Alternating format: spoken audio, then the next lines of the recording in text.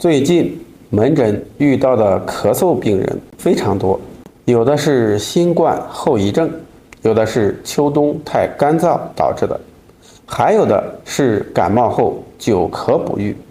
长期咳嗽不光会损伤肺气，还会对喉咙、气管都造成很大的负担，尤其是患有肺结节的人，更是无形中加重了结节增大的风险。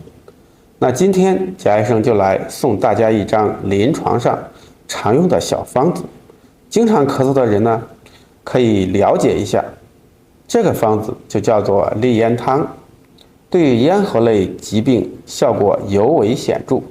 它里面包含了桔梗、桔壳、牛蒡子、荆芥、生麻、玄参、带黄、紫苏、人参以及甘草。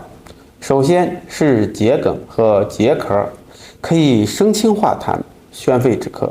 再来就是生麻、荆芥、牛蒡子、带黄，这几味药可以清掉体内多余的热毒，利咽止痛，避免太过寒凉。所以又用紫苏来行气宽胸，中和药性。